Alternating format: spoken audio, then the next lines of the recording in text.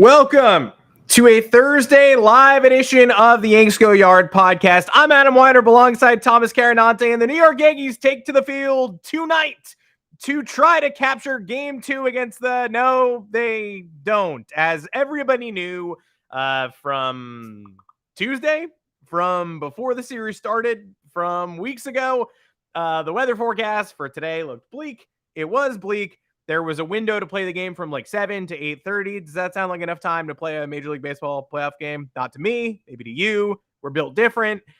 The Yankees will not be playing in this game. They will, in fact, be playing on Friday, but they will be taking an all-important 1-game-to-none advantage into that Friday game. They will be riding Nestor Cortez in that Friday game. They will be starting Luis Severino in Game 3 on the road, and they will start Jameson Taillon and Garrett Cole in some combination in 4 and 5 if necessary. Hopefully not necessary. Fact, there's no off day left in this series. 2 will go into 3, will go into 4, will go into 5 if necessary. Also fact, that screws everybody. The Guardians also have that. They're not going to start Bieber McKenzie in games 2, 3, 4, 5. They also have pitching problems. They also have rest issues. They played an entire series before the Yankees even started here. So everybody's a little more on edge because of the rain out, and we'll talk about the implications of what it all means and what to expect from Nestor and what to expect from the rest of the rotation. And nobody is, pumped that we don't have baseball today, but it makes game 2 at home during the day massive, and it retroactively makes game 1, the game the Yankees already won, huge. So put that feather in your cap. I'm sure you were excited to win game 1. Be even more excited now. It's weird to have 2 days without baseball. The Mariners and Astros play today. It's probably going to suck again like it did last time. But the New York Yankees have a 1-game-to-none advantage. We're going to be talking about the game 1 that got them here, what it means that game 2 has been knocked back, how the roster shakes out, what the bullpen does, what to expect from the rotation, and how we all blame Rob Manfred for the fact that this was extremely avoidable. Make sure to find us on Apple Podcasts, Google Podcasts, Spotify, wherever you get your podcasts. Drop us a 5-star review along with a mailbag question. We will be more than happy to answer it. Thomas Carinante, welcome on into the podcast. Let's not get distracted by the annoyance of losing a game 2 today, which, again, we all saw coming with the 1-day gap between 1 and 2. Now turned to 2 days. There was already a weird gap. There were already the same concerns. The Yankees sent Garrett Cole to the mound in game 1. A bunch of fans were nervous about that. A bunch of people told on themselves. My tweets from the 3rd inning are not good. They aged like milk. And Garrett Cole dominated, shoved, whatever you want to put it. The bullpen did the job. There were 2 scary moments for like 2 seconds. I was at the game. It was pretty much an ideal playoff experience. Close enough to be interesting. Never really in doubt. And pretty exciting. And the Yankees are up 1-0 in a division series that I think we both agree is closer than many pundits maybe projected. But 1-game lead. It's nice.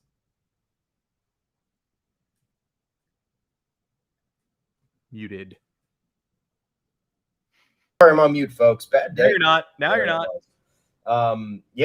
That game 1, pretty much all we needed for getting the jitters out. Garrett Cole needed that start for Garrett Cole, I think, more than anything else.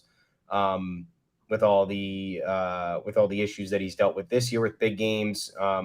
We can continue to cite the wild card game, but we know he wasn't healthy for that. Date back to 2020, statistics as a Yankee pitcher are good in the postseason, but no fans in the stands, no pressure of that kind of weighing on you in front of the home crowd, in front of a raucous road crowd. So now we're back. Yankees are back in Yankee Stadium, and much needed game 1 win. I was never really nervous about this. Again, not a knock on the Guardians, just league average offense facing their number 3. You kind of just have to get the job done. And I know the Yankees typically have not gotten the job done in recent years, regardless of the scenario. But this team feels a little bit different from a banding together / understanding the assignment standpoint. I think better than any team since 2018. So really happy with the game 1 win. It sets the tone for the postseason very nicely for them because they need to continue to escape moments of pressure going down in an 0-1 hole. Yes, we also talked about Yankees lose game one, doesn't really matter. They historically kind of come back from those and manage to dig themselves out. This version of the Yankees, I don't know. I think they probably need to avoid that. I don't think this is a team that can really screw around with their fate. When the games are tailor-made for you to win, please win them. There will be unexpected losses here and there. We all know how sports and life works, but you simply got to win game one at home, first home playoff game since 2019. Garrett Cole on the mound, league average offense facing the other team's number 3 starter. They did it. The offense wasn't anything overly impressive, but timely hits. Shout out to Harrison Bader getting the game tied back up after Stephen Kwan hit that home run off Garrett Cole, which was frustrating in that moment. Props to Isaiah Kranaflefa, dug himself out of a hole, had a top of the error in the top of the first inning, and then the Yankees were threatening in the bottom of the first, or bottom of the second. He grounded into a double play when they had runners on the corners. Props to Anthony Rizzo, second deck, 2-run bomb that broke this thing open, took pressure off the bullpen. Jonathan Loaizaga, Wandy Peralta, Clay Holmes able to pretty much, as best they could, pitch as stress-free as you possibly could in a playoff game with the stakes being what they were at that time. So I'm happy. I'm feeling good. I know this postponement fucks things up, guys. It admittedly does. It actually screws with the guard. If I was a Guardians fan, I'd be pissed. Now Shane Bieber cannot pitch on short rest. So they already got the short end of the stick. Being in the wild card series as a division winner, to talk about that all you want. I don't know.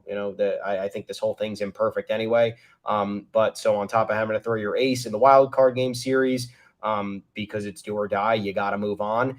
Now the hope was to pitch Bieber in game 2. In the event you go to a do or die game 5, you can use your ace again.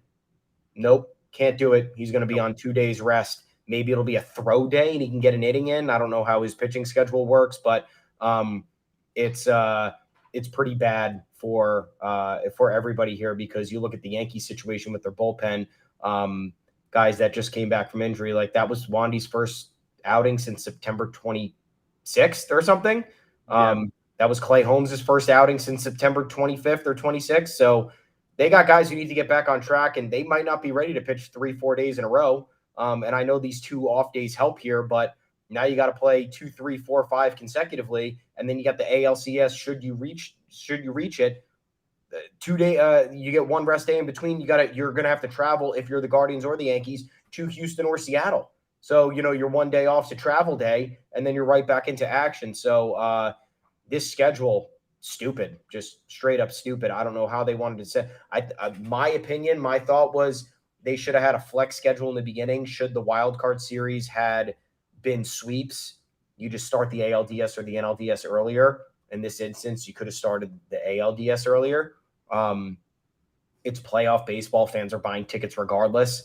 I don't think that swapping the day on somebody's going to be a big deal. Look, you already have to swap the day. You took out a marquee PM game tonight, and now it's a bullshit 1 p.m. start tomorrow. So don't tell me that flexibility didn't exist. Now we're in a tough situation where this is the reality for both teams, and it's not going to set the tone pretty if either one advances, because now you don't have enough rest, and the arms are going to be a concern. I've never seen a schedule like this ALCS schedule, and obviously it's not something you need to be concerned about until you're in the series, and then it's like, wait, what the fuck? Oh my God, what are they doing? This series could end, if it goes all the way to game 5, it'll end Monday, the 17th, is game 5. Then off day, travel to either Houston or Seattle. Seattle would come to New York. The Guardians might have to travel. Seattle would come to New York. The Yankees would have to travel to Houston. Yeah. And that is for Wednesday for game 1, Thursday for game 2, off day. Thank you so much for the off day. Saturday, game 3 in the Bronx. Thank you, sir. May I have another off day? No, you may not. Saturday, Sunday, Monday at home, back on the road for Tuesday and Wednesday. 5 straight games, travel, no off day. And that's the schedule. That's not the rain schedule. That's not the contingency plan. That's what they intended to do. So expect fresh complaints about that next week if the Yankees are able to move on. I hope they do. It would be great if they did. Bizarre series where if the Yankees lost game 1 of this series, we were preaching like, hey, it's nice to be part of an ALDS, best of 5, little wiggle room, not a wild card game, not a wild card series. If the Yankees lose game 1 of this series, they might get swept. It's not even that difficult to envision them getting swept. You think they're way better than, like, people think they're way better than the Guardians. The Guardians are 26-6 in their last 32.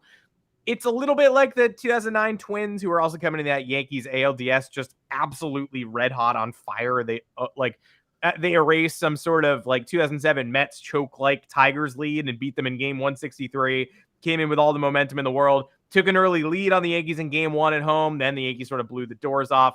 Game 2 was a tight one that A-Rod tied in the 9th, and they edged past him in 12 or 13 on a Teixeira homer.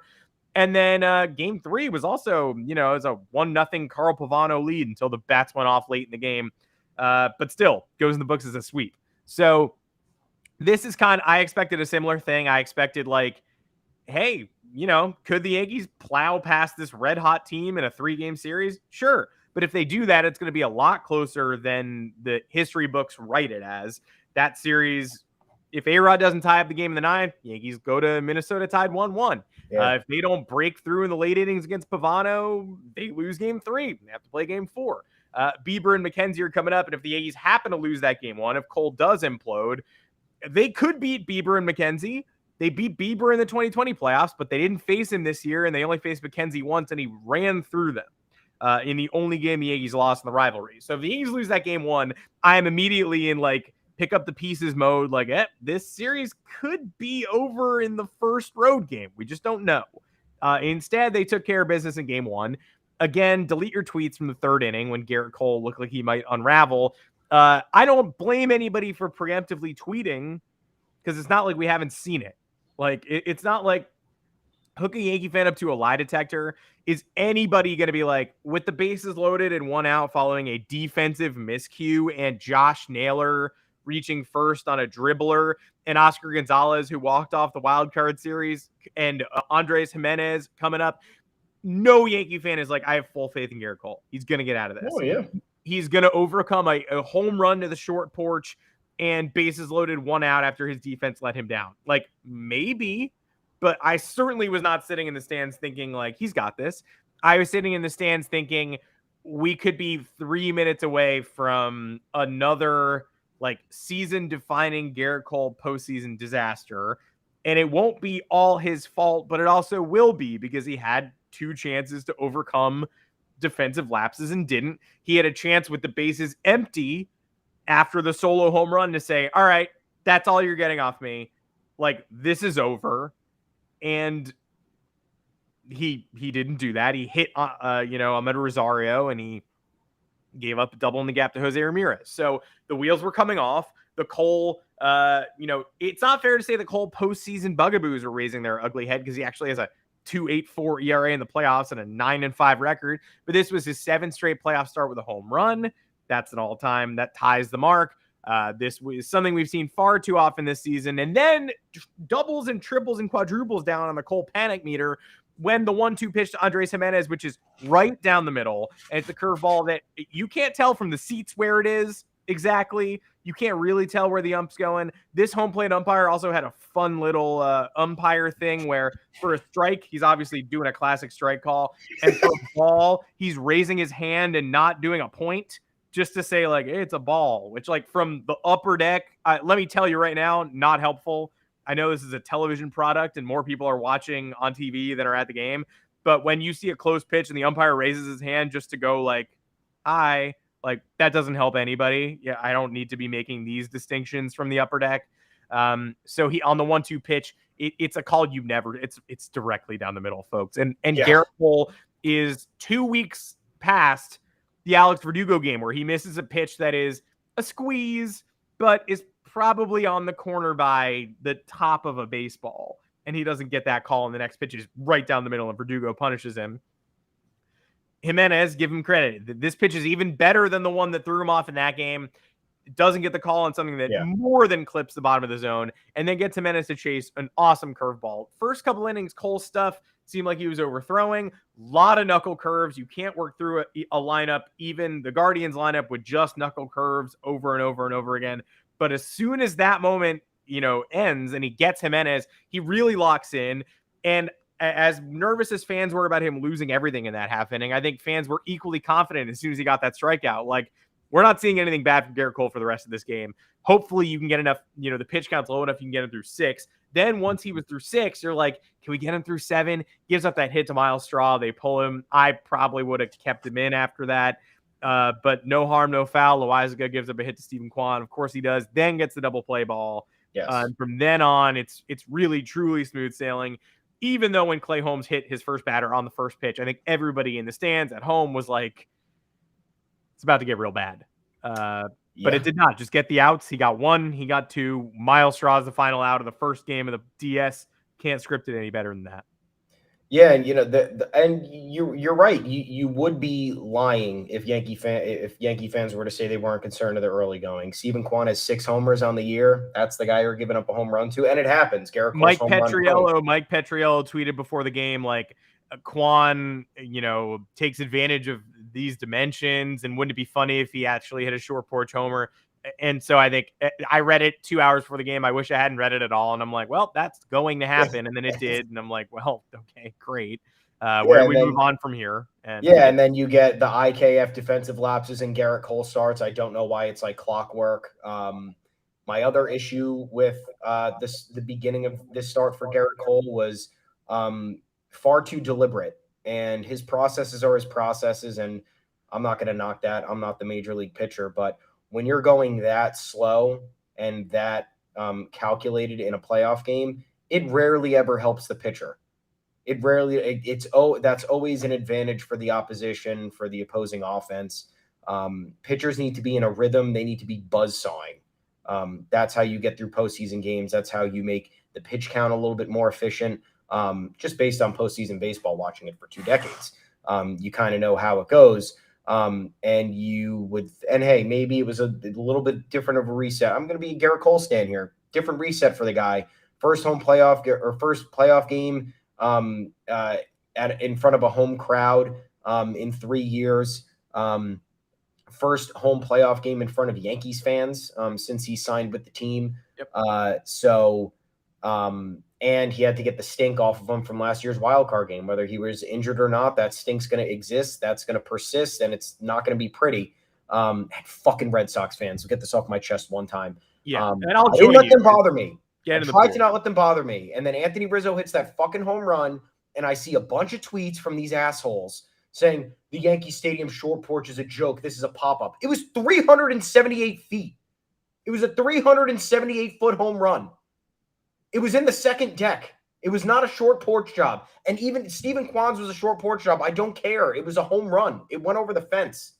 It just is what it is. Stop it.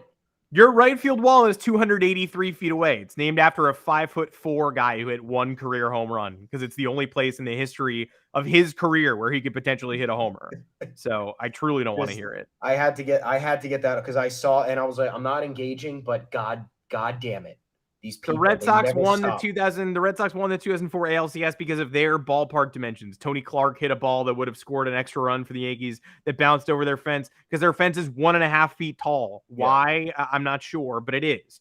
So congrats. I guess we'll have to take that one away from you two. And I guess we all have to play in a neutral color dome in the middle of Idaho so that there's no home field advantage. And then maybe, we'll be able to take all these titles seriously. It's like the people who are like, Yankee fans better not start talking about the real home run record because then we got to take all their steroid championships away. And it's like, yeah, and then we have to take all of your steroid non-championships away. And I guess those seasons never happened. And I guess we delete baseball from 1997 to 2006 and maybe also now because there could still be more steroids. Do you guys really want to have this conversation or do you just want to be dumb on Twitter? And I think I know the answer to that. Yeah. We all know the answer to that. Insufferable people. Just stop watching baseball because you don't watch baseball when the Sox are bad anyway. Just stop watching now. It doesn't matter. Don't need you here. Don't need you here.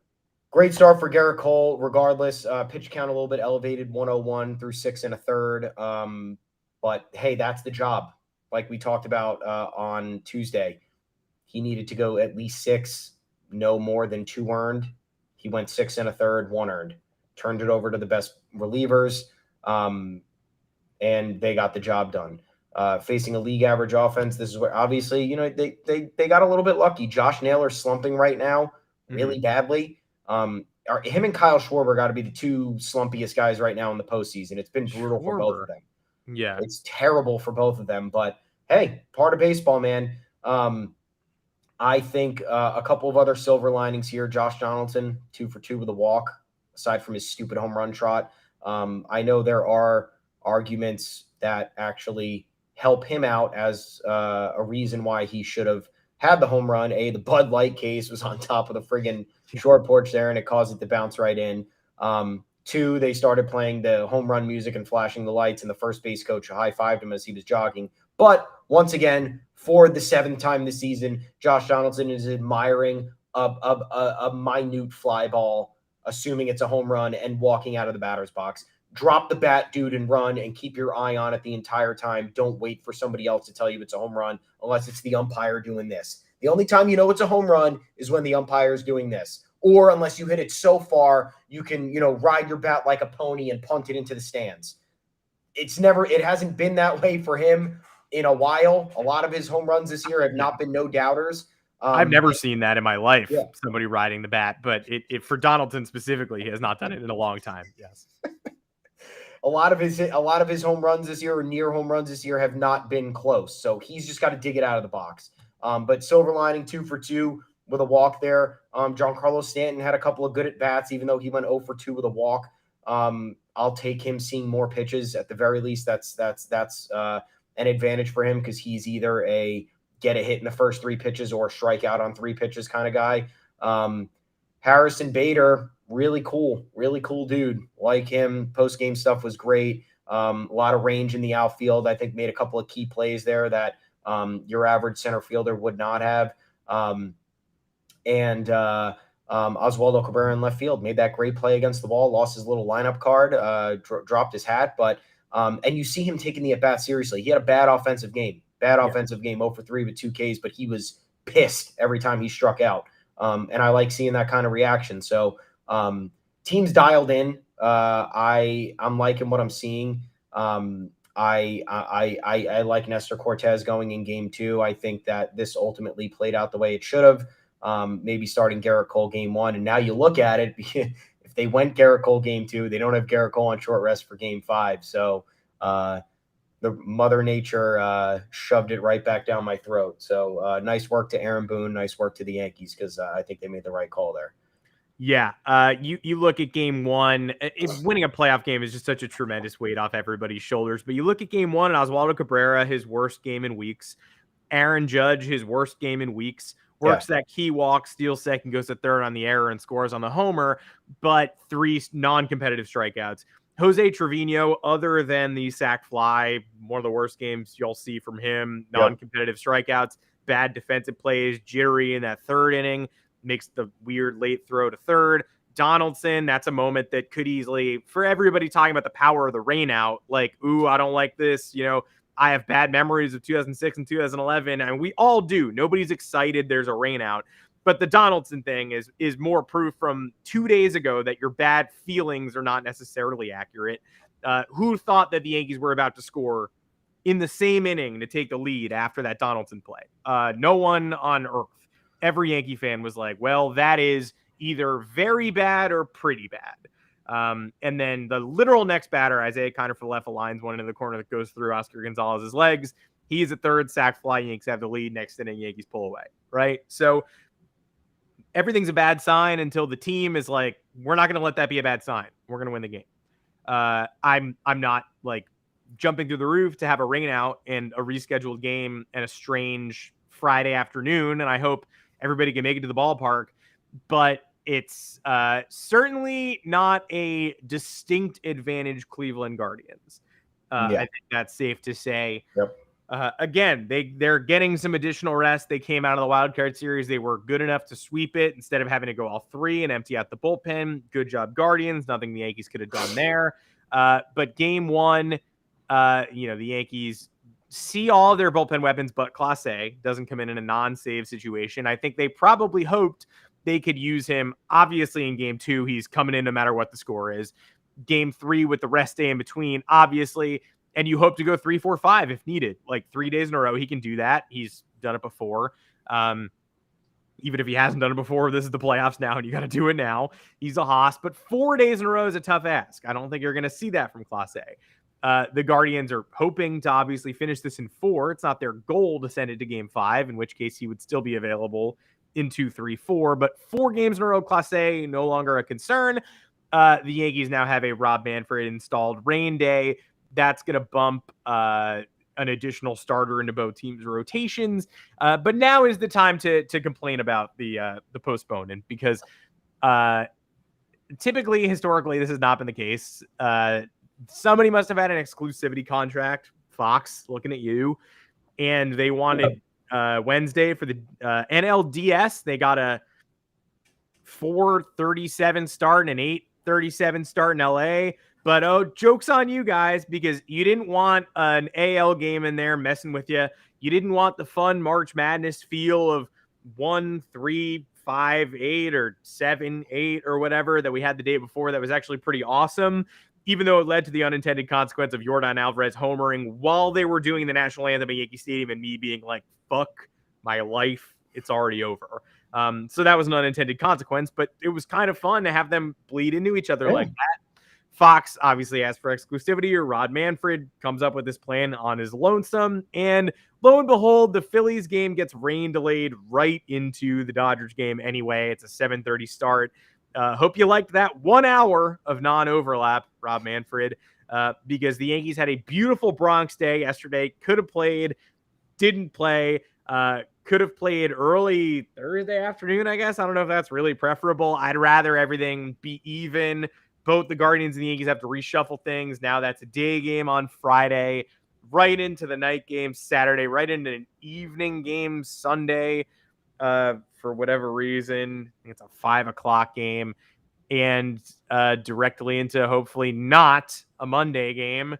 But yeah, what are your thoughts on our beautiful commissioner who orchestrated a situation that basically allowed a day game on Friday afternoon Yankee Stadium to be the best case scenario? Yeah, I mean, that's where the problem lies, because you even look at when the schedule was first released, you're like, why do we have a day off in between game 1 and 2? I don't understand why. And then you have, correct me if I'm wrong, because I've looked at this 50 times, and all MLB updated the schedule and everybody updated the schedule. It was Tuesday game, Wednesday off, Thursday game, Friday off, Saturday, Sunday, Monday play. Yes. Good. Okay. So how dumb is that? Why are you going to put so you're either assuming it doesn't go to game 5, or you're going to force the issue with travel on that game 5. And then you just have the issue in general of stacking 3 games on top of each other and not preparing for a race. So what if game 4 got rained out? What happens then? In that doomsday scenario, if you have a regular ALDS schedule, which is games 1 and 2 back-to-back, off game 3 and 4 back-to-back, off game 5, one of those games get rained out, you could prepare for the off day. Now you have these off days baked in, and then you're at the mercy of the schedule playing itself out perfectly. And if it doesn't, now you run into an idiotic situation right now where you're playing 2, 3, 4, 5 all on top of each other, screwing up the pitching plans, putting unnecessary stress on bullpens that have played 162 games this year. Again, MLB season, 162 games. These playoff schedules should be catered to the health of the players and the well-being of the players. Classically, they are not. This is all for life is just about money. As you get older, tell your kids nothing matters, folks. It's just about who wants to make the most money. And how, tell your kids. It's just all about money, and this is all anybody cares about. It's why we have Thursday night football, the biggest dog shit product on the planet. We have college football. We have high school. This country is a country of football. We watch high school football. We will watch Fun Belt Wednesdays, the Sun Belt. People watch that. It's one of the worst products of all time. Which concussion prop bet do you have tonight? Because I've got plus 580 that David Montgomery stands up backwards. I hope it cashes. The official betting partner of the NFL. Very exciting for me. Thank you. We can't. Why do we have to have NFL on Sundays? I mean on Thursdays. We have it on Sundays. It's fun. I like that. But on Sunday and Monday is amazing. Thursday complicates everything. It screws up the team schedule. It fucks with the injury report. It screws with the player's health. There's no need for it. It's just because Amazon offered $13 billion for it. And however many years ago when we started this, somebody else offered a gajillion dollars for it. And they're like, well, I'm not going to turn that down. So money rules the world. It sucks. And that's what's influencing this decision here. But even so even forget about this, forget about the postponement. Even if we had a normal schedule, what they do with the ALCS, even if the Yankees don't get there, I don't care about the Yankees not having rest. What are the Guardians, or I'm happy with the Astros at a disadvantage, but even they're not at a disadvantage here because they're the home team. They're going to sweep, so who cares? Yeah. You have Wednesday, October 19th, the ALCS starts. Game 2 is Thursday, the 20th, and you have an off day on the 21st. Games 3, 4, 5, 6, 7 are all played consecutively from the 22nd to the 26th. I know I know the lockout screwed things up. I understand we had that reality, but why is that the schedule? How does that help anybody? And I'm still I don't even know what to say looking at them, looking at the layout right now. That's without the rain causing a problem in the DS, guys. So what happens if there's a rain out on one of these games 3 through 7? Where there's no day off? What do you do then? We're not doing a double header, are we? I fucking hope not. Ooh, yeah, fingers crossed. That would be insane. You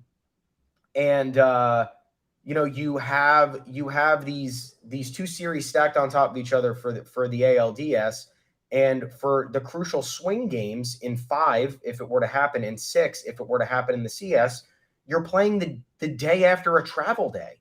After you've already played 162 games, after you've already played at least one 5-game series, if a wild card team makes it, 2, a 3-game wild card series on top of that. This is just not conducive to anything, and it's going to result in a rush product, and we're going to see skeleton crew bullpens, and we're not going to be able to see pitchers get used on short rest, which is already enough of a perilous type situation because it's the health of the pitchers, but some guys go on short rest and they like it. Now we might not be able to see that in some of these games. And it's going to affect how various teams are able to perform. I just don't understand what the thinking was here outside of money. We're not going to get an explanation because it is money. But yeah, now this is, if I'm the Guardians, I'm pissed. Like I said, this screws everything up. And then in the event you make the CS, you're traveling to Houston or Seattle, which is a hike either way. And you only get 2 days off over that 8-day stretch. And the one is before the series even starts, which doesn't even count as an off day, in my opinion. You need 2 days off in a 7-game series while it's happening. So MLB does it again. Hopefully they learn from this, but they won't. In case you're just joining us, welcome back to the Bernie Sanders Sports Podcast. A lot of tough baseball economics to discuss. Yeah, I mean it's all business. It's all gross, and it might get weirder in the CS for sure. Because at least these stupid extra off days, you just slot them in. But in the CS, there's this big old pile of days at the end of the series. Now the Yankees get 1 extra day to sleep in their own beds. Bizarre. They don't have to go anywhere until Friday afternoon. Hopefully they win that game. Anthony Rizzo gets to pet Kevin Rizzo on the head, wear special cleats. Nestor Cortez gets to prepare. Everybody gets to do their own business, and then they get to get back after it for Friday's game, which bleeds into Saturday's game, which hopefully, honestly, does not bleed into Sunday's game. Because I think a lot of Yankee fans are like, and this is the nature of the beast, and I don't blame you at all. And it's not like, hey, look at us, right? Have we ever been relentlessly positive? Absolutely not. But a lot of Yankee fans are going, oh my God, this totally screws with our pitching plan for games 4 and 5. Hey, you won game 1. I have a great strategy for avoiding difficult pitching decisions in game 4 and 5. Win game 2, win game 3. The series will end. The series will end. Then you can watch the NL series and move on to the ALCS. If you win game 2 with Nestor Cortez and you win game 3 with Luis Severino. 2 pitchers I think we can all agree are very good. You win those games, you move on. That's why Garrett Cole really had to beat the number 3 starter, Cal Quantrill. He just did. Yep. And you want to talk about the things that you don't totally notice when you're in the building, which is funny because I don't know if this is just me, but watching at home versus watching in the stadium, it's this completely different. Like, you're so immersed in it that it almost feels like, all right, like this whole thing is a movie. Like, strategy goes out the window. You're just sitting there, like, absorbing every pitch. The obvious mistakes are obvious. Josh Donaldson, you're like, why are you jogging? Even though you blame everybody because the home run music did go up. The first base coach did not tell him, don't start jogging to second base. It's not a home run. Nobody knew what was going on. I blame Donaldson for not running. I blame the stadium PA system. I blame the first base coach. I blame the beer. I blame everything. But Cal Quantrill comes in and starts that inning against Aaron Judge, walks him, facing him for the third time instead of going to the bullpen. Then he steals second and goes to third, and Rizzo homers off Cal Quantrill. And never for 1 second was I like, Cal Quantrill shouldn't be in here. I was just like immersed in the baseball game. And then as soon as I leave, I'm reading tweets that are like, why was Quantrill allowed to face Judge a third time? And I was like, yeah, why was he allowed to face Judge a third time? I don't know. Maybe because the Guardians bullpen isn't quite as deep as people are making it out to be. Maybe because, they thought they could push Cal Quantrill because they saw him be effective through 5. I'm not really sure, but there's a human element here. It's not this guarantee like, oh, we're going to get to game 4 and be in trouble. Then be lucky if we get to game 5 where we don't even get to throw Nestor on short rest. Now you get to throw game 2, Nestor Cortez, day game. Nestor Cortez in the day games this year, 6-0 in 12 day games, 1.82 ERA, 74 innings, 42 hits, 98 strikeouts. Does not get better than that. Nestor Cortez is on 12 days rest because of the bye, because of the end of the season. That's a lot. Nestor on 6+ days rest this year, 5 starts, 3-0, 1.01 ERA. His best work this year has been done during the day and on extra rest. I can't guarantee you it's going to happen again. I can just tell you that is what we are working with. Then we go immediately to Cleveland. Tristan McKenzie makes his only start of the series. Luis Severino opposes him. And we're talking about Shane Bieber's throw day. Maybe the Guardians have to go with a bullpen game in game 5. But what it doesn't allow for is Tristan McKenzie. He doesn't get to come back. His throw day he's not going to be coming into game 5 on 1 day's rest unless he gets destroyed in game 3. Then maybe. Ken McGraw with a really valid point. Does this allow Aroldis Chapman to get some extra rest in Miami? No. He's a dedicated worker. He's hard at work getting back ready for the CS next year with the Baltimore Orioles. So, no, he will not be getting any extra rest. No days off for Aroldis Chapman, sadly. Imagine how much more involved with this series he would be now that we have no off days, and they would have to fit the last man in the bullpen potentially into game 2. Miguel Castro is going to appear, right? Aroldis Chapman probably would have been in. Not anymore. See you, dude. I feel better about the bullpen, even knowing that Jameson Taillon might not be a part of it because he might have to start some of these games. But yeah, this makes McKenzie and Severino sort of stranger entities. Jameson Taillon is going to have to start one of these games unless they are down 2-1 entering game 4. I think they bring Cole right back and try to send it to New York. And then it's Taillon, an inning of Nestor, Clark, Domingo, all hands on deck. But if they are up 2-1 entering a theoretical game 4, I think they probably go with Taillon. And I think the Guardians probably bring back Quantrill. Or maybe the Guardians go with Savali and Plesac and try to save Quantrill for game 5 and use Bieber. I mean, the names the Yankees are using still make you feel better. You still feel better about Nestor, Severino, maybe Taillon, maybe Cole, and then Cole in game 5 than you would about Bieber, McKenzie, either Savali, Plesac, or Quantrill, and then either Savali, Plesac in the 5th, right? Yeah, I mean, I'm not going to speak to the Guardians' plans because I don't really give a shit what they do. Wow. But you're right. You're Shots right. Fired. I don't care Chapman. Guardians go with Chapman in game 5. I think if they're up 2-1, you go with Taillon in game 4 with a potential early hook. And then you can go to Domingo, Clark, Licky. Yeah. As the bridge, save the bullpen a little bit because then you're going to rely on Cole on full rest for game 5 if things were to not go as you'd planned. But yeah, essentially all this comes down to is since they fucked the schedule up, it's just you have to win now. Maybe that just creates a little bit more urgency and motivates them to quote figure it out and just get over the hump. I think it's totally possible. The pitching matchups work in their favor. the offenses are, you look at them on paper, the Yankees are better. Tickets for game 2, by the way, are not refundable. Can you believe that?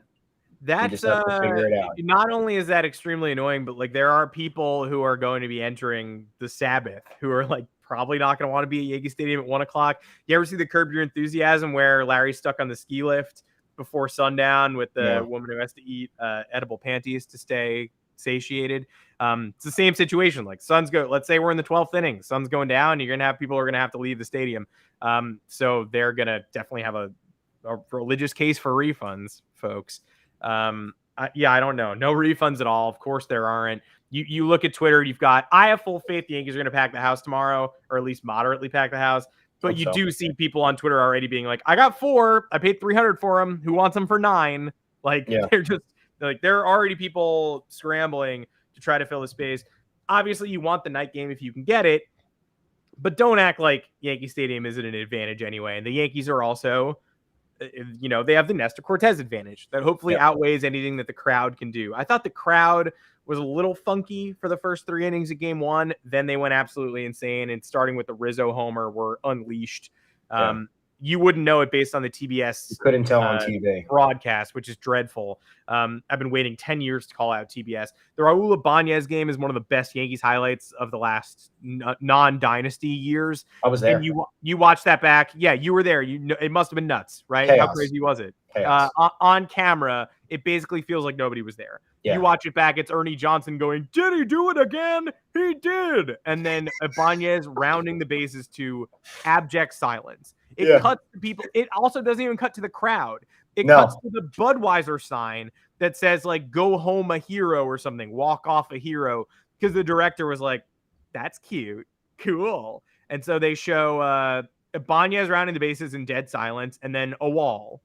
And you literally never know what the crowd's like unless you were there. And I'm glad you were there to tell the story. But that's what TBS does. The crowd is like, basically, everything sounds like an Aaron Judge 62 chase at bat. It's weird. Yeah.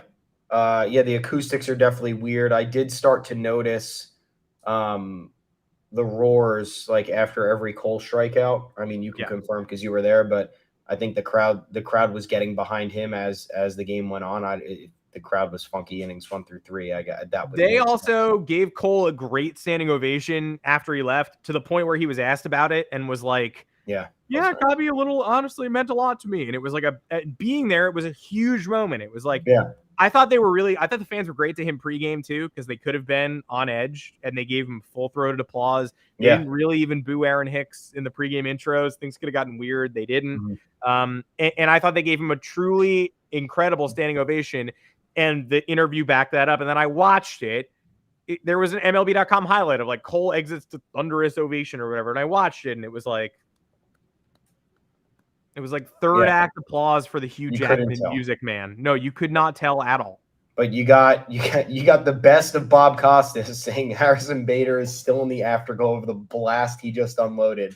And that call, which is just a ridiculous set of words to put together. And the Anthony Rizzo home run was just a terribly weak call. Walking around, just looking around the stadium, the I Love Lamp call from Bob Costas of like, there's Spike Lee. He's excited.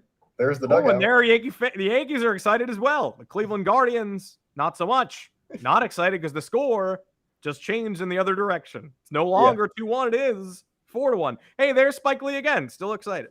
Yeah, I like Bob Costas a lot, but that was it's a combination of the acoustics and just you got in especially in home series for the teams that are having these big moments.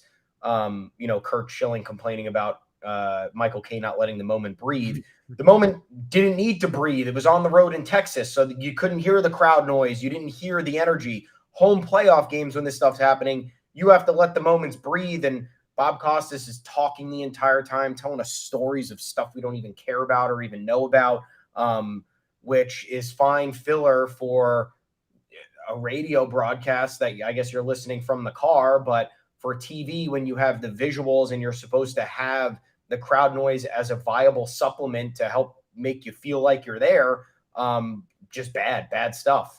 They need to improve for game 2 because I was getting tired watching that game, and I was very much engaged and writing some content and yelling at my TV. But there were moments where you snapped out of it and you're like, oh shit, game's happening. Yeah, okay, forgot so and so was pitching. Okay, oh, we're back. All right, great. They got to do something about it because this is a tight series. These DSs are all good matchups. We can't be deprived. What's going to happen when they go to Seattle? That home crowd hasn't had a fucking playoff game in 20 something years. You can't have it like this. It cannot be like this. Yeah. Here's my Bob Costas impression. And what's this? He just loves to say that whenever something normal happens. And what's this? Line drive to right field. Stanton is out. It's a ground ball. Like, his go-to tick is, and what's this? Like, he himself was woken up by the baseball game. Oh, that's good. Telling a story. And what's this? I don't know, man. It's on you. You have to discern what this is. Don't ask me. And also pairing him with Ron Darling. Immediate Mets fans are like, why? And Yankee fans are like, why? Famously, the 2018 wildcard game had Ron Darling and Dennis Eckersley on the call. And Eckersley, when Judge's homer is leaving, he goes like, oh no, on the broadcast. And then Ron Darling goes, this is a disaster.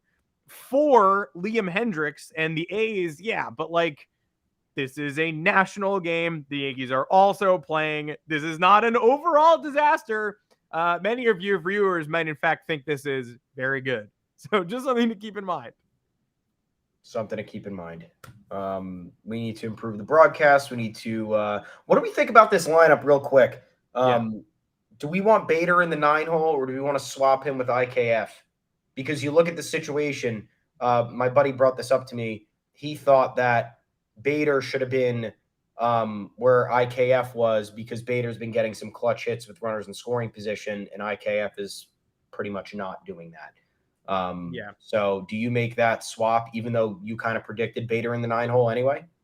I'm interested in that swap. I wouldn't have any problem doing it. I would say they're probably not going to make a change unless they lose game 2, but it could be fruitful. They got some time to play. Bader is a pretty solid argument that clutch exists.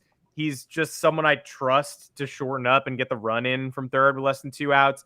If I need a single with 2 outs, he's also probably in the top 3 of people I trust to do that. But guy on third, 1 out, I'm just like, great. Harrison Bader's up.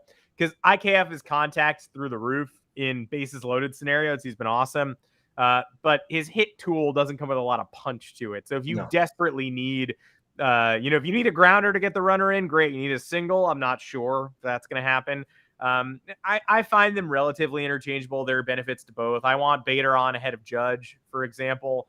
But I also want IKF to get the fewest at-bats possible.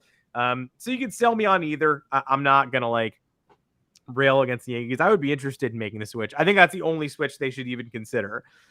Judge leading off had nothing to do with him striking out all the time. In game 1. Again, Judge was bad in that game. Donaldson made a huge mental error. Trevino was a little uncomfortable. Cole labored through the first 3 innings. Anthony Rizzo struck out early. Cal Quantrill was buzzsawing the Bombers in the first couple innings. They won 4-1. The tying run didn't come to the plate after the 7th. It was a good baseball game. Now we go to game 2. Friday afternoon. And Shane Bieber will be on the mound. Shane Bieber's stats, courtesy of Talking Yanks before we leave. 14 games started on 6+ days rest. He is the anti-Nestor Cortez. 4.42. Doesn't like it. 97 other starts, 2.96. 4 career starts against the Yankees, including the playoffs, 7.52 ERA, and has never pitched in the Bronx. So go to the Bronx, get loud, breakfast beers, green beers, stouts, breakfast omelets, Billy's sausage, go into the game at 11 o'clock, NYY steak, pregame with MLB Network.